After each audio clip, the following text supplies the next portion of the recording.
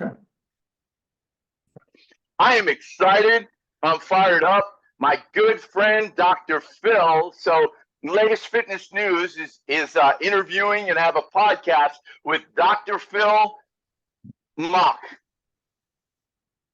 And he is an expert at a lot of different things when it comes to nutrition, when it comes to health, but he concentrates on the over 50, the mature male, which the mature male, there's so much potential. There's CEO, we're CEOs, we're fathers, we're husbands, but sometimes we just have a tendency of just getting old, and that's what we do.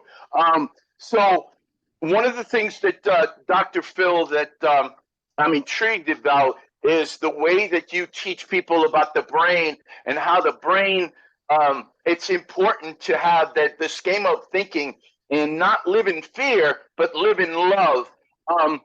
What do you? How did you get involved with this? What was there something that happened? Is there a story? And you can introduce yourself also and anything that I missed. Okay, well, there's definitely a story. By the way, thank you very much for this. I'm certainly grateful for this opportunity to be on your show. And it's just it's been something. I mean, how we met a couple of years ago, and it's kind of fate brings us together. But so my story is that I was a practicing physician for 20 years, and Mm. I was a physician in pulmonary and internal medicine and sleep. And unfortunately, I had a lot of success. I mean, good news, I had a lot of success, but I had some other issues. And when you're a physician, it's not all fun and games. I mean, you have a very stressful lifestyle, and so I ended up having several health challenges. Depression, and I had problems with stress, and and the problem was that I lost everything. I just my life became unmanageable, and my health was unmanageable, and it was a mess. And so I ended up coming back. I ended up after 10 years, I actually went back to medicine. And but when I went back, I realized that it was pharmaceutical driven, insurance driven, and I pill for an ill mentality, and unfortunately, a lot of people don't get better that way. So, What's your concept about psychologists and psychiatrists giving out medicine willy nilly, and it affects the brain in a negative way? In my opinion, pharmaceuticals are all about money, and there's so much ways that we can naturally heal ourselves, heal our bodies, heal our brains, heal the depression, the anxiety, the angst that we have in this world, especially now. It seems like 2024, they just put the agenda. Let's get everybody fearing everything. Do you agree with that? well, I did, no, obviously, I had my certain feelings about that, and my personal story is that I overcame depression. I had bipolar Mm. depression, and I was on medications, and I didn't tolerate them well, and so that kind of relates to what you're saying about the brain. But there's a lot of good things out. So anyway, I discovered functional medicine and alternative medicine, and realizing where we can do root cause resolution, where it can actually heal people with diet, lifestyle, and nutrition, and appropriate targeted supplements in order to improve your health and overall being. And so over the last several years, I ended up getting my certification as a health coach and practitioner in functional medicine. And so I help people, I help males who having are struggling with their health, with their brain health, where they have brain fog, mental clarity issues, if they're having hormone imbalances. Uh, and so therefore, there's a lot of things you can do to improve your brain health. When you're talking about the psychiatrist prescribing medications, I mean, there's been a lot written. One person I'm aware of is Kelly Brogan, wrote a book about Mind of Her Own, who basically, she said she was a psychiatrist, and she was prescribing medications, and she said these medications are extremely addictive. And, once you get on them, it's hard to get off. And, just going backtracking, when you look at somebody, when I was in medical school, I was, when somebody came to me who had symptoms of depression, where they were having issues where, they were, you know, low mood and irritable, and they were, crying and having outbursts, and they were, not hungry, and there were different types of things that were happening to them. And, say, okay, fine, you're depressed, you get a prescription for Prozac or something like that. But Right. I say that, depression is not a Prozac deficiency. It could be a nutrient deficiency. It could be something to deal with, gut issues. It could be, mitochondrial issues. So there's a number of things Dopamine, that dopamine, melatonin, yeah, serotonin melatonin. issues. Yeah. Correct. And it all stems from gut health. I mean, a lot of it does. So, I think that, you were saying things like, to want to change your brain, and certainly, yeah, we can definitely change our brain health. And, you know, it, we were talking about neuroplasticity, and how things can change and how the brain can change. And, we see things that, people who have, Alzheimer's, dementia, or earlier Alzheimer's or Parkinson's disease, where they can change if they are on the right kind of diet. There's a lot of, research that shows that the ketogenic diet actually has some benefit in people who have, early Alzheimer's or Parkinson's disease. So, there is research to back the situation that we can change our brain. And so, there's other things we can do to help with our brain, and not necessarily just in terms of supplements, but sleep is so important, because if you get a good 7, 8 hours of sleep at night, that can help do wonders for your sleep. It can help your mood, it can help your energy and your mental clarity and your focus. And we can actually change the wiring of our brain with appropriate nutrition and supplementation, hormone balance. So yeah, there's definitely evidence and research to support that. Dr. Phil, let me ask you a question. How come it's so hard for an individual to change, to change their point of thinking, to change their relationships, to change their situation? Why is it so hard? It's a really good question. I think that, take it to, this is the new year. People want to change, and yeah, it's really hard to develop a new habit. It can take maybe, 30 to 60 days to develop a new habit. A lot of it, I think, is mindset. And, you have to kind of say, okay, and a lot of it is developing new habits. Because once you develop new habits, people say, yeah, I'm going to do X, Y, and Z. I'm going to go to the gym. I'm going to lose weight. But, we put a lot of pressure on ourselves, and, Mm, Year's resolutions don't work.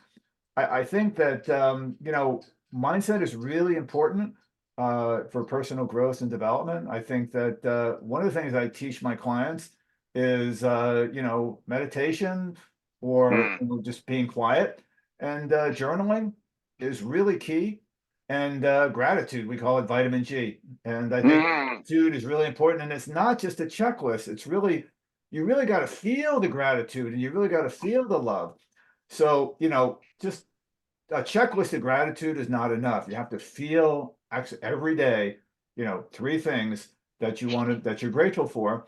And also, journaling, what your thoughts are, what your mindset is for the day, and what you're going to do. And also, meditation, just taking even 5 or 10 minutes a day just to sit in silence and just kind of let your mind kind of, kind of, process, or just kind of think, and whether it be prayer, or, just kind of connecting to the universe. And so, I think mindset plays a big role in creating change. And, it's not something where, you have to do everything at once. It's kind of like, one day at a time.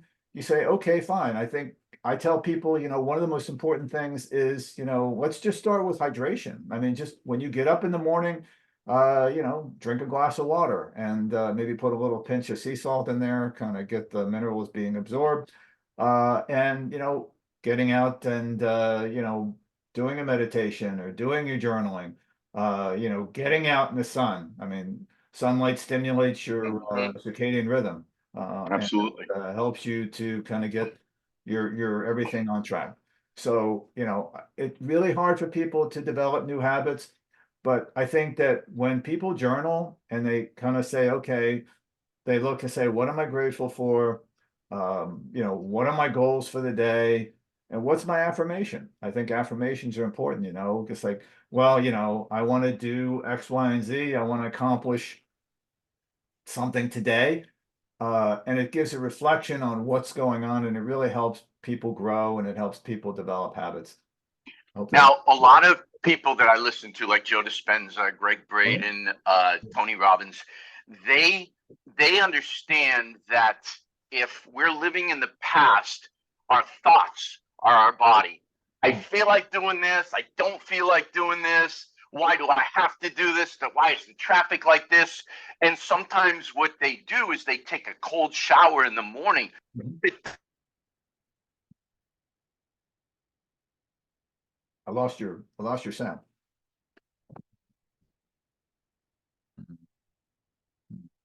I lost your sound. Can't hear you. There you go. Are you back? Yeah, does that make sense?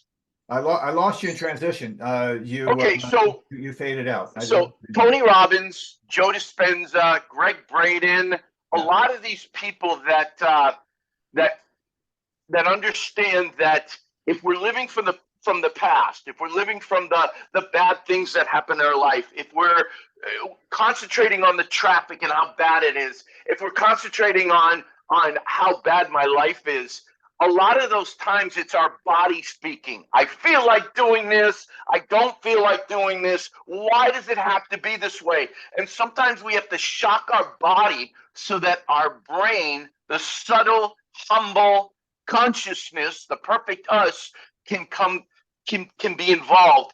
Is Do you feel that that's true? Where we shock our body and almost like a dog or a cat, we say, no, you stand in the corner until I say it's time to come out. And the word meditation, all it simply means is knowing yourself and knowing your brain, knowing your body, knowing your heart, and knowing when your body's gonna I feel it like this. The subconscious is like that 7-year-old child that just kicks and screams until it gets its way.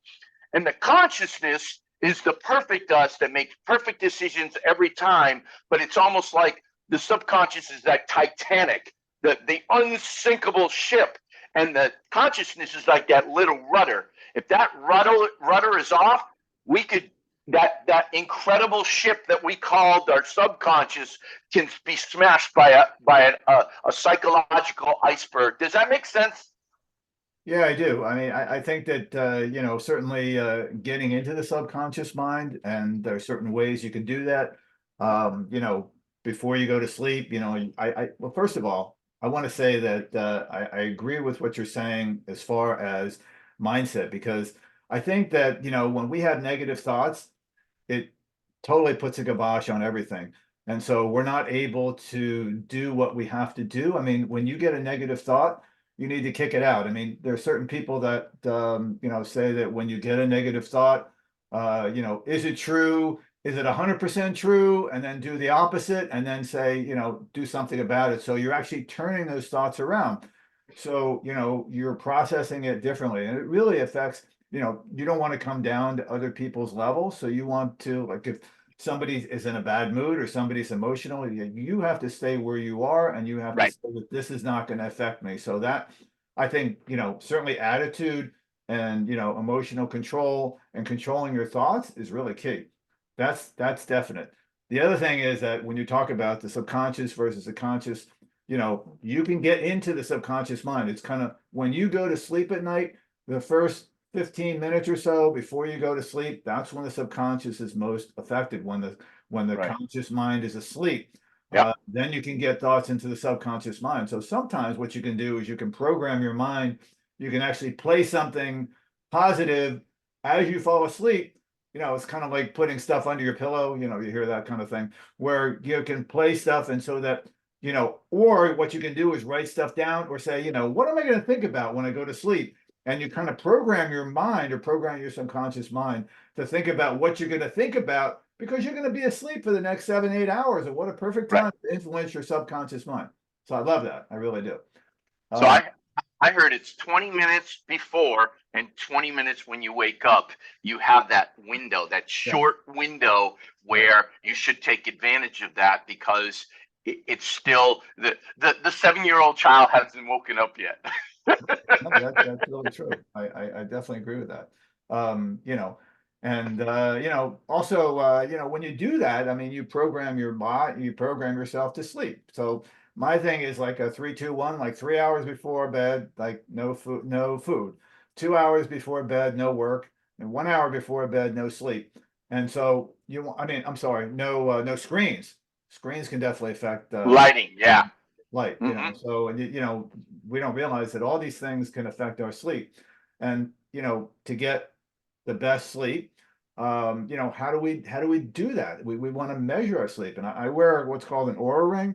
And that looks at, my heart rate overnight. It looks at oxygen levels. It looks at what we call heart rate variability, because what can happen is, your heart rate can vary throughout the night. So if, you have certain types of stressors, like if you're stressed out about something, that's going to affect your sleep. If you are if your sugar is imbalanced, then it's out of balance, that's going to affect your sleep, because it can affect your hormone levels, cortisol levels, stress, etc. So that's key. The other thing you mentioned was cold showers. And so you bring up the subject of what we call hormesis, which is a good stress. So food is actually a stress, and when we eat, I mean, we're stressing our bodies. And I believe that food is medicine. So that, instead of going to your pharmacy to get your prescriptions, I think, you go to you should eat your food, and eat the right foods, and targeted supplements as well can help you with your health. So I think that we talk about cold shower. That's a good stress. It actually stimulates your mitochondria, and helps with something called autophagy, which helps the cellular regrowth and mitochondrial regrowth, which is your energy cells. So you know cold showers are great, and it kind of wakes up your mind. I mean, people who, if you haven't slept well, you can take a cold shower, and you can build into this. I mean, it takes Right. maybe 20, or you know start with 10 or 20 seconds, and then maybe go to 30 or 40 seconds, or a minute or so. You can build up to it, but it really does help your mitochondria. It helps you with your energy. And I know it sounds crazy taking a cold shower, but you can do it at the end of your shower, like at the end of your warm shower. Just turn the cold Right. water on, and kind of like get your body going, and it really puts you in a good state of mind. When you try that, Yes. this is what I want people to do. Before you go into the shower, think 30 minutes and just concentrate on the present moment of what your brain is trying to think, a way to get out of the cold shower. So, in that 30-minute period, how many times your brain tries to convince you, oh, you got other things to do. Oh, it's time to do this. You know what? You don't need it right now. Let's start tomorrow. It's Right. almost like the subconscious is kind of saying, it's a great idea, but let's start tomorrow. I call it the tomorrow person. It's in my book, The Rhythm of Change. But people have a tendency to be tomorrow people. I've got a great idea. I've got a great notion. I've got a great company. I've got a great entrepreneurial spirit. But let's start tomorrow. Do you feel that you have that a lot with your clients? Yeah, I think it's just a matter of yeah, you bring up a good point. I think that people find it hard to develop a new habit. And so it's just like small, take the small wins, take something, do something today, or do it now. There's the 5-second rule. If you think about it, do it. uh Right. have you heard of that woman that wrote a book? She was a Olympic athlete. And so the thing is that if we think about something, we should do it. I mean, and the thing is, part of the day, part of the journaling thing is to kind of come up with a one or two goals that you're going to do for that day. And if it's a habit, say, okay, well, even something like, cleaning the top of your desk off. I mean, something like that, well, I'm going to keep my desk clean. And, it hasn't been cleaned for a month or 2 months, Right. or I'm going to clean my room and, or I'm going to do something like that. But it's something positive and then celebrate that win. And yes, I agree with you that, we tend to procrastinate because we have fear. And so I think to get over that fear is a mindset thing. And we talk about meditation. So if you have a fear about something, maybe meditate or, just kind of take a few minutes, close your eyes and just kind of think about that thing as to, what's holding me back? What are my obstacles? Is it something from the past? Is it something from, am I afraid to succeed? And, so a lot of us have had traumas in the past that are holding us back. So, I mean, that opens up a whole new can of worms. But I think that, certainly, yeah, I think we're always want to do something tomorrow that we should be doing today. And it's really hard to kind of break that. So sometimes you can tie it to reward, well, if I do such and such and I journal for 7 days in a row, then my reward will be I get to go out to dinner or spend some time with my more time to do something that I want to do. And Right. so maybe tie it to that. I mean, not tie it to sugar, but tie it to something, that you can say, okay, well, if I do this 7 days in a row, then I can do X, Y, and Z. I can do something that I really want to So I'll just do a do. short story of how I met Dr. Phil. We were at a Ted McGrath marketing thing, and we just hit it off, me and you. We think away. We think a lot alike, and I think the bottom line is, there's a shift in this world. There is a consciousness. There's an awakening, not woke, but there's an awakening coming right now, and a lot of people, I guess you might call them light workers, that all they want to do is help other people. Now, the money and all this other stuff will come, but the mindset is to help the world, because it's a hurting world out there right now. There's a lot of people that are looking for answers, and I think Dr. Phil, you're doing a great job with that. And Dr. Phil's also going to do a blog for Latest Fitness Network. Stay tuned for that. He's going to talk about supplements and all the supplements that he's going to be talking about. Where to choose. So I'm going to be in communication with Dr. Phil a little more about the most active supplements for 2024, but also concentrating on the mature male. The 50-year-old who has everything. They're CEO of companies. They have money. They have relationships, but they have a hard time, or they have a hard time getting up. They have a hard time. Can you hear me now? Yeah. Oh, okay. So yeah, so I'm honored that I get to have a great friendship with you, and I learned so much from you, and I think this is going to be really, really good. And for like Latest Fitness Network, we're going to talk about the fitness of the mind and what we're talking about now, but also the fitness of the body, and how working out your mind and your body is just the same, as it's just as important. It's a 50-50 split. But actually, my podcast partner who used to play for the Buffalo Bills, I asked him that question of all the athletes. He also owns a solar company. I said, what's more important? Is it the physical aspect of the athlete and, doing the right uh, patterns and this and that? Or is it the brain? He said 80-20. Definitely, it's the brain. A lot of these new athletes, they're getting faster and they're doing things that they've never done before, because now they're tapping into I guess, the 12% of the brain capacity that we use, and they're starting to find a way to use that more. And does that make sense? Yeah, absolutely. I think that, a lot of it's mindset. It helps with, motivation and, you need to have that mindset because, it happened, for example, no, they said it couldn't be done. They couldn't run a 4-minute mile, right? And so until you got the mindset where, say, okay, Roger did the 4 minute mile. He broke the 4 minute mile. And then after that, Yes. look how many people after him broke the 4 minute mile. So you Yep. had to have that mindset to say, I can do this. And then once you do that, then you can create anything. I mean, the endless possibilities. So yeah, A lot of our past, a lot of our past affects our decisions too. I'm not strong enough. I'm not good enough. I'm not fast enough. I'm not skinny enough. And we hear that from our friends, school, social media, even our parents. And it trains us into thinking when we're about to. I've been in a lot of bands, and I've been this close to getting like major record deals, but the guitar player or the drummer that same day either had a fight with their wife or girlfriend or something happened. And what it does, a lot of people feel comfortable in chaos. That's why a lot of people don't change. It's like, I know this is chaotic, but I'm used to this and this is what I know. That's why I don't want to change. Does that make sense?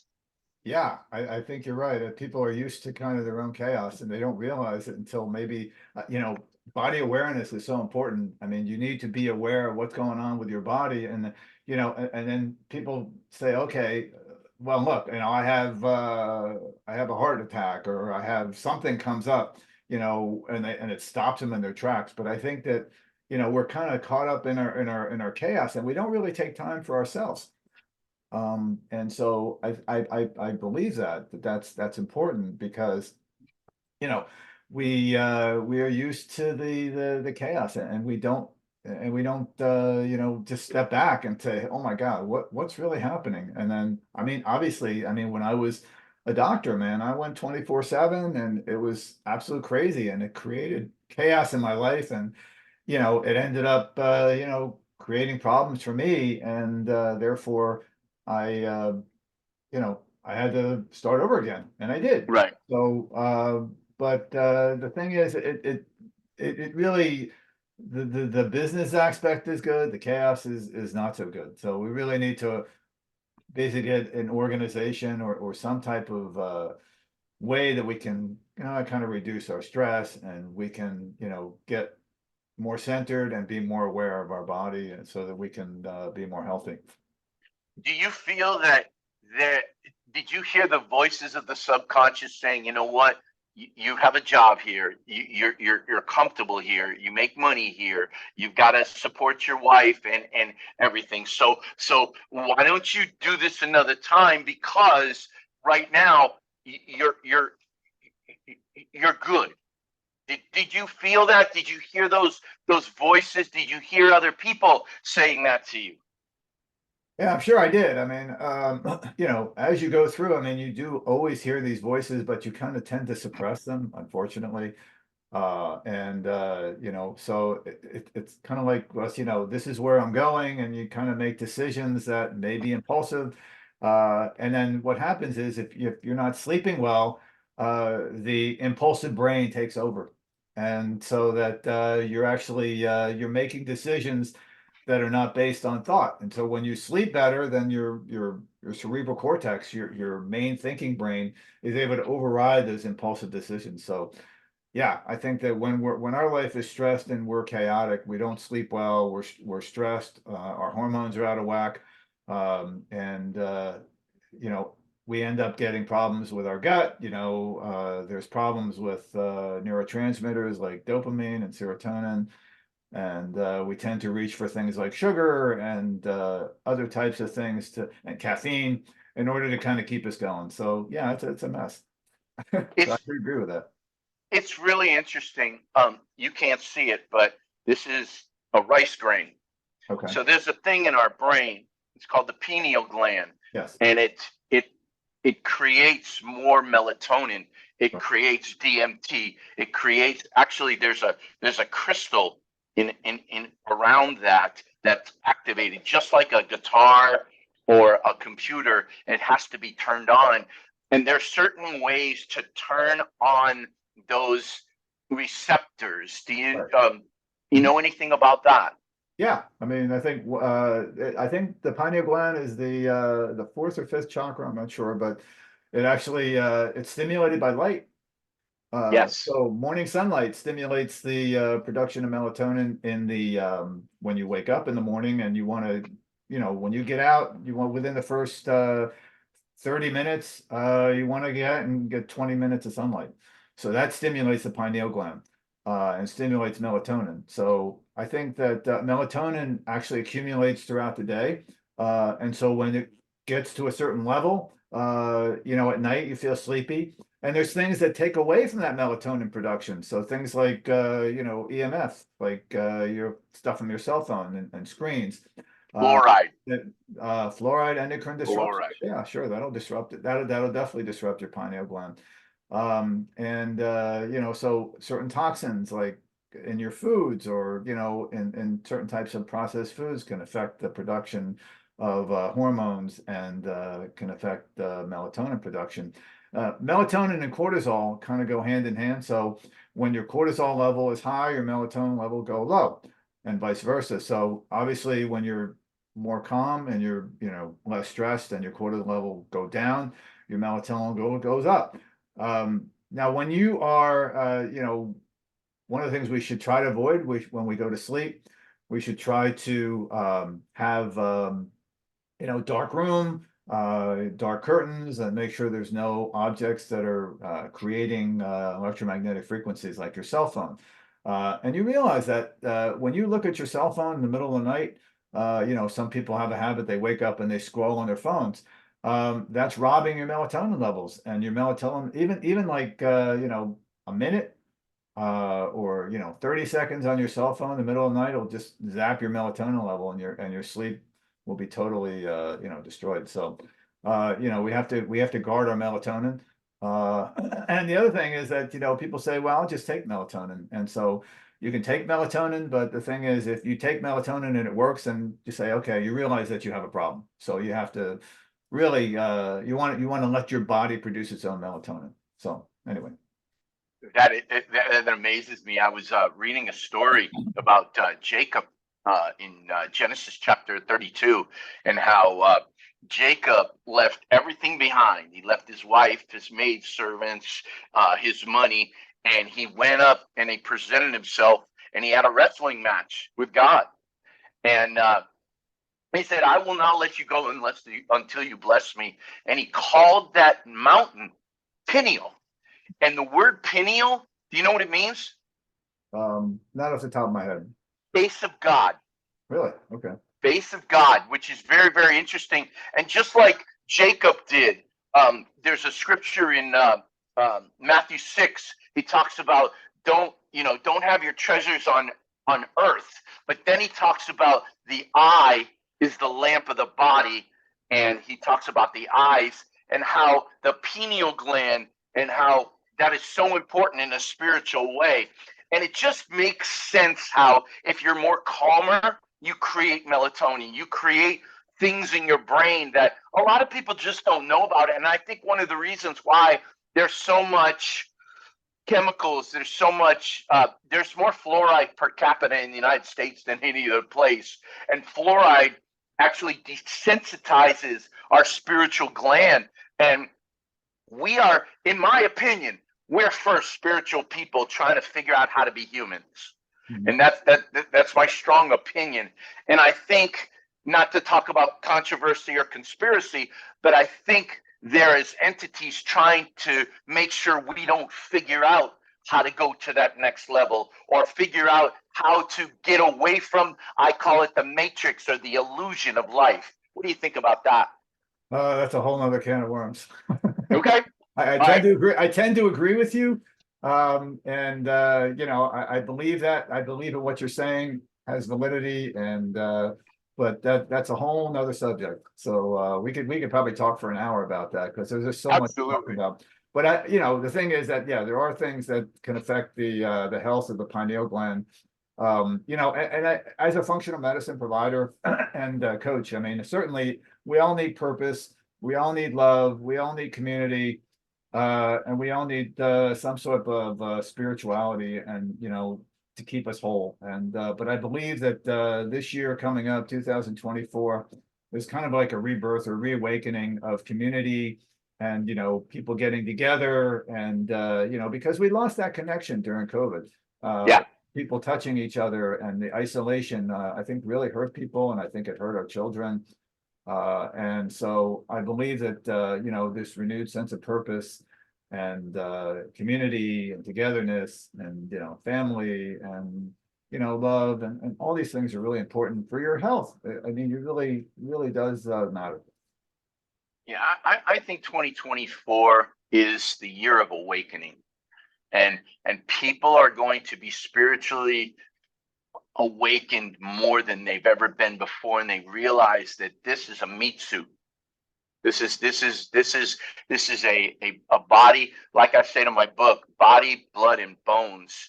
And really, we think by our body, blood, and bones, and we need to start realizing that we really haven't effectively thought with our brains. And I think 2024, there's going to be an opening and a awakening of people actually, and I know it sounds funny, not thinking by their body, but thinking by their brains. Does that make sense? It does. Yeah, I believe that. I mean, certainly we need to think with our mind and our body and, mind, body, spirit. I mean, I believe in that. And certainly, having purpose and, being able to, do what we want to do. And, being aware of what's going on with our body. And I believe that, the doctor of the future is a patient. And so we need to be aware of, what kinds of food we eat and how it affects our body. And, also doing things, again, you said physically, emotionally and mentally, and, doing the practices of mindset, doing the, exercise, even just walking or, just to start movement, it's key. And, helping with our blood sugar balance and our sleep and our clarity, et cetera. It's all related. And, it's all connected. Our body is all connected, has an amazing capacity to heal, including the brain. What do you think about the concept of living in the now, living in the present, being aware of the redness of here and the fan going on, the lights going on, just being present in the now? How important do you think that is for spiritual growth for individuals, and also giving that spiritual growth in individuals to other people? I think it's important for spiritual growth, but it's also important for mental health too. Because a lot of times if, people are, their mind is racing when they're sitting at a traffic light, if they say, just come to the focus and so just focus on the present moment, they can actually pull themselves out of an emotional downturn or, getting ready to, come into, go into the deep depression or just being upset or angry. So I think that it helps, not only spiritually, but mentally and emotionally. But I think the spiritual connection is important, whatever that is for you, whether it's, whatever your spirituality is, just so you have the connection with others, and connection to a higher power or just connection to the universe. So all these things are really important, and I think being present is very important as far as listening to people, as far as understanding people. And you can really help people if they can focus on the present.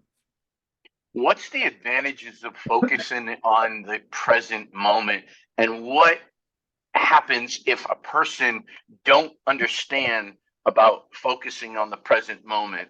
What's the what happens if we don't do that?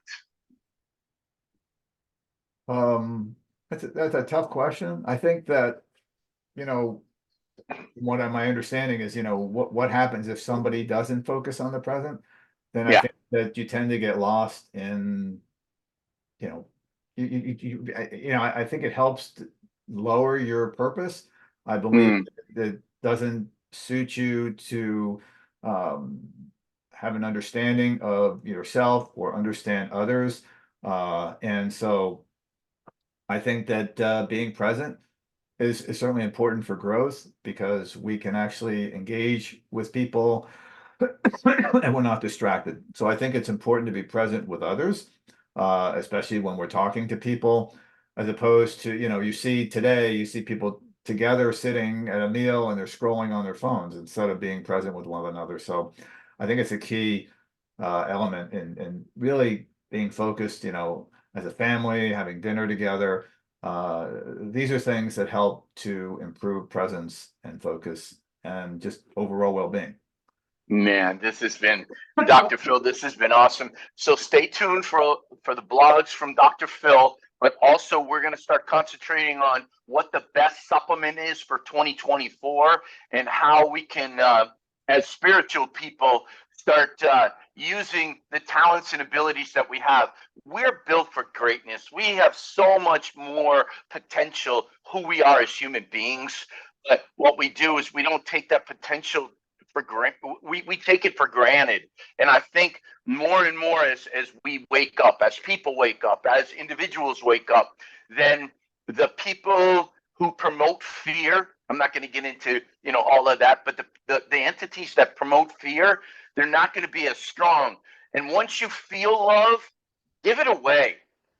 Give that energy that you have, that frequency and the vibration that Nikola Tesla talks about. He says, if you want to know the secrets of the universe, it's about three things. It's about energy, frequency, and vibration. Now, are you a true believer in what Nikola Tesla said about that? Absolutely. Absolutely believe in that. No doubt. That's yeah, I'm familiar with him, his studies. My wife also is familiar with him, and certainly, yeah, I definitely agree with that. Yeah, it's important, and as our frequency gets, or as our energy gets different, people are affected. People want to be around people with good energy. It's like, and I think life is so simple. If you think bad thoughts, because we are creators and we're either victims or creators, the victims almost have more power than the creators because instantly they think about depression, anxiety, angst, and it becomes true. So those people who are victims, they're just as strong as the creators because they don't understand they're creating that. You can either think positive and positive thoughts are going to happen most of the time, or you think negative and negative things are going to happen. And I think energy is part of that. Now the frequency is, once you feel that frequency, people are going to sense that and feel that, and they're going to ask themselves, what is it about this person? What is it about this passion or this energy? I want this. Do you feel that more and more people are going to have an awakening with their energy, frequency, and vibration in 2024? I think the possibility is there. I think that to be aware of it and how to harness it. I mean, I think that if you can harness that energy, and then obviously it's going to be to your advantage. But if you don't take advantage of it, or if you don't really recognize it, or don't feed into it, or not aware of it, then it's not going to work. But I believe if you can harness your energy, I think there's a lot more things that are out there that can help us do that. I think that certainly doing things like what we call getting out of the sympathetic state, which is the flight or fright, and getting into the parasympathetic state. And there's things you can do to stimulate parasympathetic state, as blessing your food. Also things like chewing, or things like just sitting at a meal instead of rushing when you're eating. Things like humming or singing can also stimulate parasympathetic activity, as well as gargling. So there are things you can do to put yourself in a parasympathetic state. Meditation helps. So I think that if we can certainly regulate our stress levels, and to get into a better state, it just affect our overall health, and to harness that energy that we all have. I think that I think there's a good potential this year. I really do. That's awesome. Dr. Phil, do you have a website information where people can go on and be helped by you and what you do, other than the blogs and the supplement things that we're going to be doing for Latest Fitness Network? I do. So my website is livefunctionally.com. And I also have a free gift that I can give your listeners at 10 steps to eliminate brain fog. We can put it in the show notes, or we can make it aware to your listeners. And that talks about all the things can affect your brain health. And so I think that would be a good thing for people to have. I also have a group program, which is a 6-week program, which basically looks at all the pillars of health, and looking for people to start my next group. And in addition, I offer a free discovery call.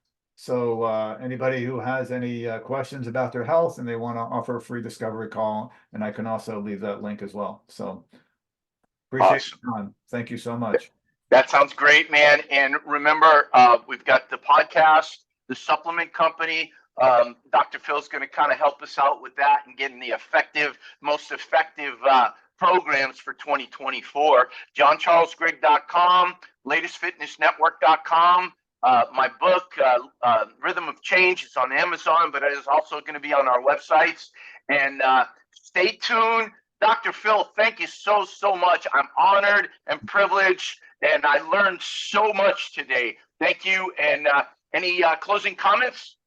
No, just I'm certainly grateful to be here, and I look forward to helping as many people as I can with their health challenges in 2024. And any questions, please feel free to reach out for my free discovery call. Thank you so much. Sounds great. And you're going to see more blogs from Dr. Phil, and he's going to be more involved in Latest Fitness Network. Dr. Phil, have a great day. Have a blessed day. Have an energy-filled day. And thank you so much, brother. Thank you, sir. You have a great All day. right. Thank you. All right. Bye-bye. Bye-bye.